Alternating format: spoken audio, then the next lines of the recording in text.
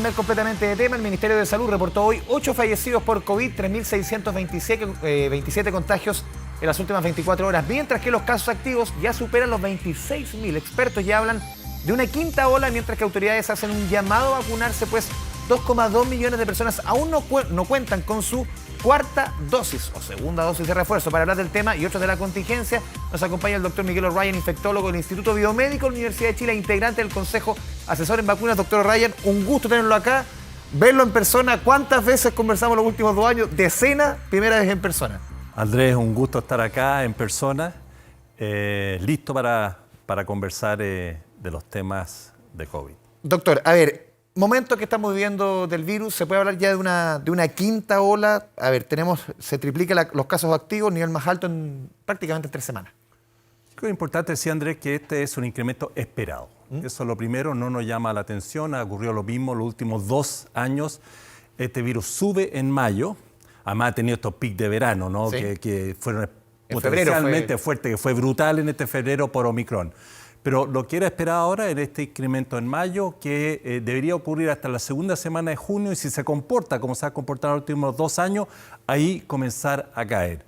De tal manera que no nos sorprende, tenemos alrededor de 1.000 casos menos de lo que teníamos a la misma fecha el año pasado, que no era Omicron, era Delta.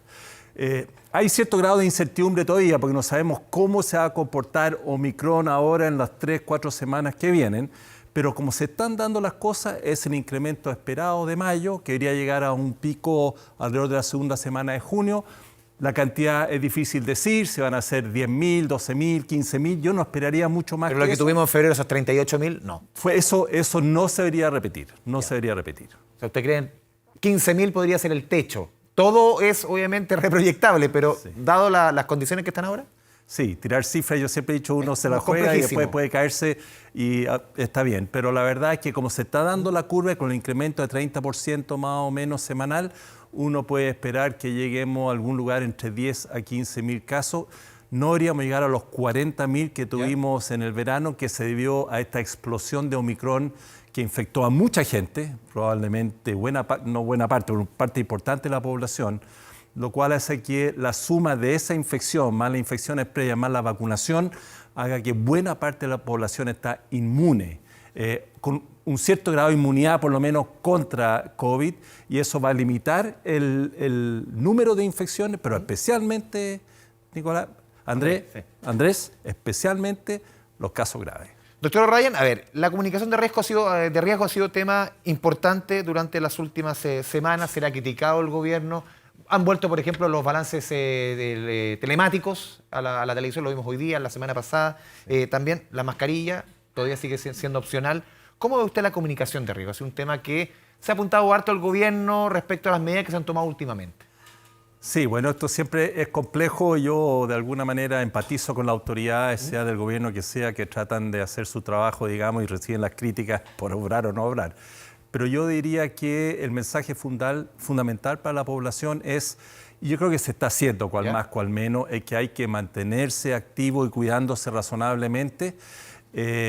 Muy importante la vacunación, especialmente la dosis refuerzo, la tercera dosis, y muy bienvenida además una cuarta dosis, pero la primera dosis refuerzo, si alguien no la recibió, eso es un pecado grave. Hay que recibirla lo más prontamente posible, avanzar hacia la cuarta dosis. Yo creo que ese mensaje se está dando, cual más, cual menos, volver a enfatizarlo, y eso es lo que nos va a prevenir de tener lo más importante que hay que prevenir, que son los cuadros graves, las muertes y las personas en unidad de cuidado intensivo, que queremos prevenir a toda costa durante las semanas que vienen. Doctor, lo habíamos dicho en el enunciado, 2,2 millones de personas que no se han vacunado con la cuarta dosis, debiendo estar vacunadas. ¿Cómo se va a buscar justamente a esas personas? Lo hemos conversado con las otras dosis, sobre todo con la primera, que todavía hay gente que no recibe ni siquiera una vacuna en nuestro país. Pero, ¿qué se hace en el caso de esas 2,2 millones de personas? ¿Tiene alguna consideración o quizás muchas personas pensaron que esto ya había pasado, que con el tema de la mascarilla u otro, esto ya definitivamente ya era una pandemia del pasado? Bueno, yo creo que es entendible que la población va viendo que hay un cambio en la pandemia. Ya no es la situación igual que vivimos todo el primer año, ¿no? Que era una angustia para todos los casos fallecidos que estamos viendo día a día dentro de la misma familia. El segundo año, persistió pero con menor intensidad. Y ahora estamos viendo casos, hay circulación, pero la severidad es menor. Eso es una realidad. Entonces la persona dice, pucha, ya me coloqué 3 dosis de vacuna, una cuarta. No tiene ese mismo contexto de urgencia. Ahora, el mensaje es que esas dosis de refuerzo van a seguir ayudando al control de la pandemia.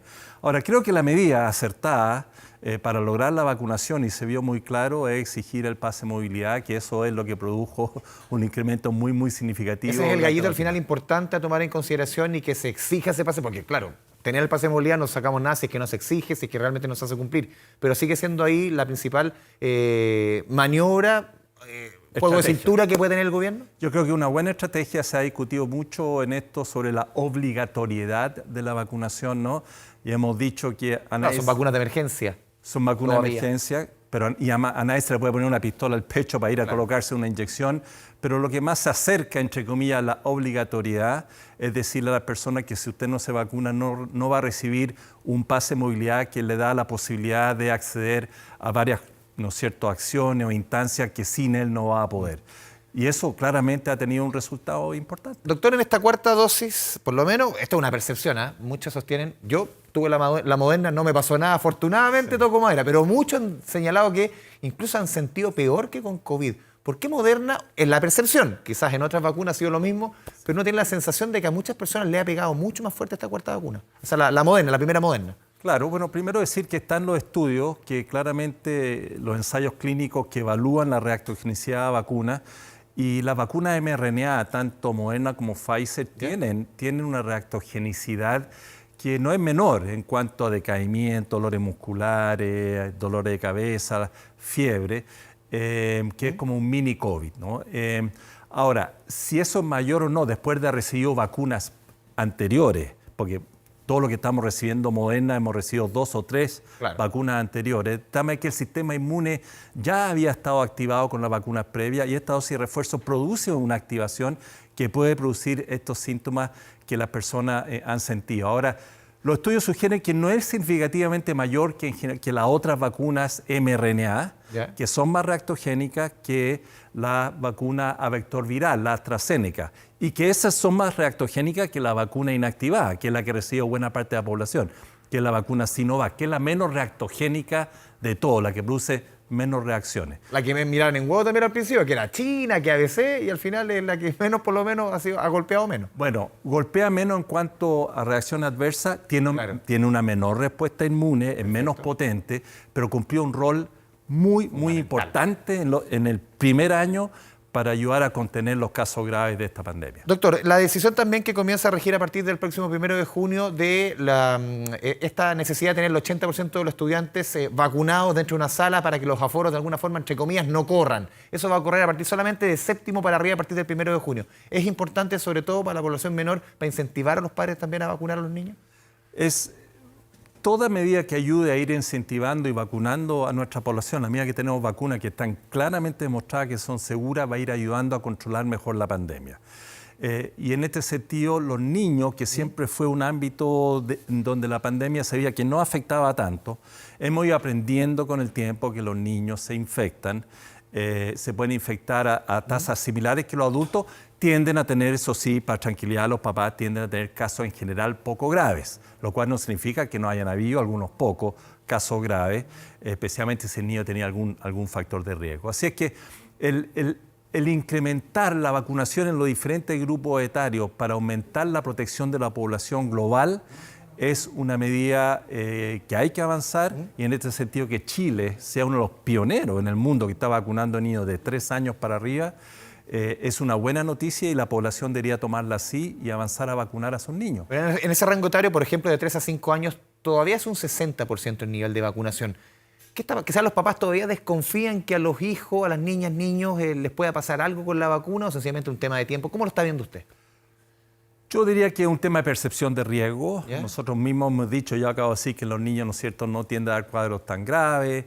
Y eso es una realidad, hay que informar con mi brazo que el de mi hijo muchas veces los papás. Exactamente. Ahora, habiendo dicho eso, los la cultura de los papás chilenos en general es muy pro vacuna de los niños. De hecho, si vemos la vacunación de los niños con las vacunas habituales, es arriba del 90%.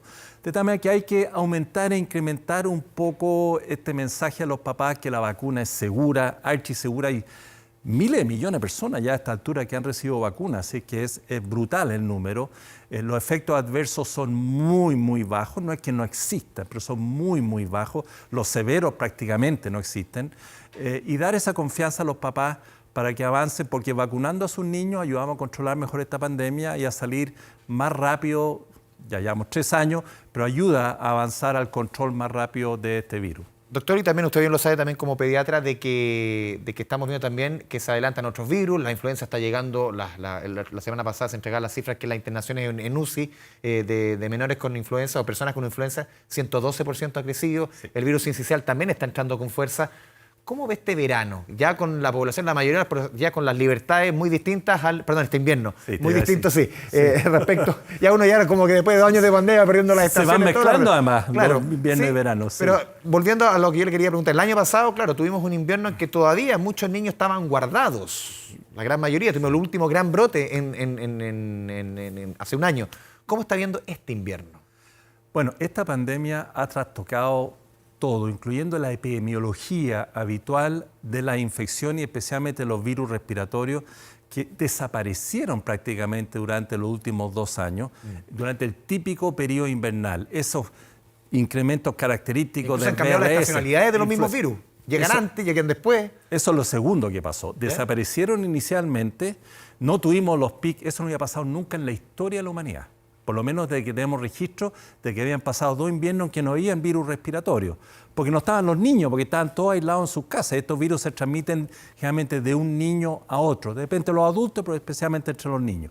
En la medida que los niños empezaron a volver a aglomerarse, primero empezaron a ocurrir las infecciones en periodo no típicamente invernal, sino que en primavera y en verano. Porque si bien las temperaturas bajas ayudan a que estos virus se mantengan, ¿no es cierto?, la gente se junte, como volvieron en masa nuestros niños en periodos de primavera y verano, donde todavía hay algo de virus, poco, pero sí. Y ahí vuelven los bichos. Y vuelven los bichos. Además, como todos estos niños no tenían infecciones previas, no había lo que se llama inmunidad poblacional previa. Pero todos los más chiquititos. Los más chicos. Y esto produjo toda su vida. Produjo estos cambios epidemiológicos brutales, que tuvimos estos casos severos, algunos severos, ¿no es cierto?, estábamos conversando, en primavera-verano. Y ahora lo que empezamos a ver es este incremento en este invierno, que vamos a ver cómo se comporta en la medida que ya tuvimos estos casos en primavera-verano, que algo de inmunidad producen, que no era habitual, y vamos a ver si eso influye en cómo va a ser la magnitud de este VRS, ¿no es cierto?, virus sincicial e influenza, ahora en mayo, en junio y en julio. Ahora, lo importante aquí es señalar es que si bien todos estos virus pueden afectar a niños, en cuanto a cuadros graves, que son los que ocupan las UCI, VRS e influenza fundamentalmente en niños menores de 5 años, menores de 2 años. En cambio, COVID produce cuadros graves fundamentalmente en el adulto mayor, ¿no es cierto?, o en el adulto y no vacunado. De tal manera que uno no espera ver una superposición de infecciones por COVID y VRS e influenza en población pediátrica. De tal manera que... Los 2 virus. Que son 3 virus, digamos, que van a estar co-circulando y infectando. ¿Podría darse ese caso que un niño pueda tener COVID y pueda tener sincicial? Eso también, eso es otra situación que se llama coinfección. ¿Sí? Y yo diría que puede ocurrir y está reportado. Ahora, no necesariamente tener la infección simultánea con 2 virus hace que el cuadro sea más grave, porque el sistema inmune en ese sentido es muy sabio. Cuando uno tiene una infección por un virus, libera un conjunto de sustancias que van a proteger la célula incluso contra la infección de otro virus que esté circulando al mismo tiempo. Doctor, ¿usted ve posible, está en discusión todavía, una 5ª dosis? Yo lo que he tratado de decir, y vuelvo a reiterar, ojalá logremos generar la evidencia, ¿no? Y ahí desde la academia logramos generar evidencia muy sólida para mostrar la necesidad de 3ª dosis, que fue publicado en revistas internacionales relevantes, mostrando la caída de la inmunidad después de la 2ª dosis. La 4ª dosis no tenemos tanta evidencia, pero estamos extrapolando todavía de lo que ocurre de esos estudios, sugiriendo empíricamente que baja la inmunidad. Ojalá hagamos vigilancia de anticuerpos para poder darle un mayor sustento a ver si requerimos o no realmente una quinta dosis. Yo creo que esa es la mejor manera de hacerlo y es el mensaje y el llamado a la autoridad. Hagamos esos estudios, los podemos hacer. Doctor Ryan, también durante los últimos días a nivel mundial la preocupación se ha situado respecto a la famosa viruela del mono. Quizás en otro contexto, sin COVID, no habría tanta alarma, pero hoy día toda la población mundial está mucho más atenta a este tipo de informaciones. ¿Cómo está viendo la situación? Se conoció un caso en Argentina, en Perú están tomando medidas, en Europa ya van casi 100 casos reportados por la OMS. ¿Cómo lo ve usted? Yo creo que lo ha puesto muy bien, Andrés, que la pandemia y la conciencia en torno a la pandemia ha creado una conciencia de la población sobre la enfermedad infecciosa. Y también psicosis. Sí, que para nosotros los infectólogos es que bueno, que nuestra población esté tomando conciencia y esté conociendo lo que son las infecciones, lo que es una PCR, que nadie tenía idea antes, o los diagnósticos, o las vacunas. Muy bien. Lo importante es ir educando apropiadamente sobre esos temas. Y ha creado también la palabra en inglés es awareness, este sentido de conciencia de la enfermedad infecciosa y su riesgo. Y todas estas enfermedades que aparecen llaman la atención. Tuvimos la hepatitis viral, ¿no es cierto? Recién 150 casos, que llama la atención, que ocurre en varios lugares. Y en niños. Y en niños, y que ya más o menos se ve que la mitad de los casos debido a un adenovirus probablemente ha ocurrido durante esta época por razones no muy claras. Y surge también esto del virus de la viruela del mono, que no es para nada nuevo, lo conocemos por muchísimo tiempo.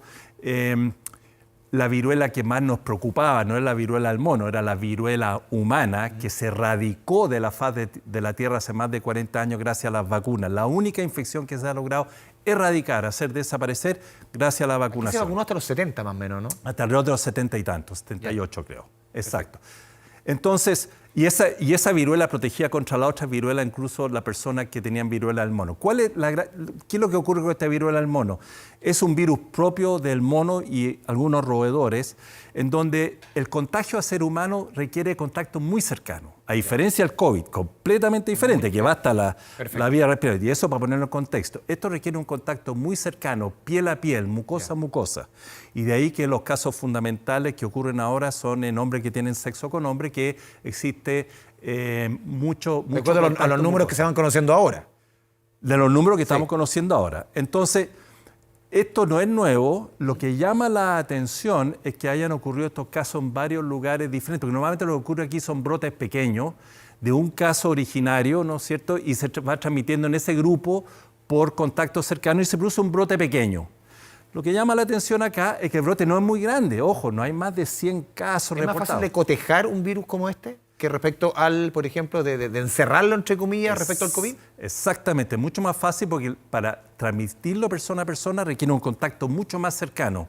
Entonces basta con identificar rápidamente a las personas que además son muy sintomáticas, porque aparecen las lesiones típicas como una varicela grave. Claro, una peste cristal. Una peste cristal, y esos son las personas que transmiten fundamentalmente, entonces se pueden identificar, aislar y ver cuáles han sido sus contactos para rápidamente contactarlo y limitarlo. Ahora, lo que ha llamado la atención es por qué esto ha ocurrido en varios lugares diferentes, varios países, al mismo tiempo. Y eso no está la respuesta aún muy clara, pero habiendo dicho eso, sigue siendo, para tranquilidad de quienes están escuchando, un brote que no tiene nada que ver con COVID. Si una persona va a viajar, por ejemplo, a Europa o a Argentina, que se ocurrió el primer caso, ¿debiera pensarlo 2 veces? No va para tanto. Para nada. No tiene absolutamente nada que ver. El tipo de contacto aquí requiere un contacto muy estrecho. No hay ninguna posibilidad de pegarse este virus por vía aérea o por transporte. Es un contexto completamente diferente a lo que ocurre con COVID. Doctor O'Ryan, le agradecemos este contacto, esta conversación aquí con Canal 24 Horas. Un gusto estar de vuelta aquí presencialmente. Y presencialmente. Gracias, doctor. Vamos a la pausa en Noticias 24.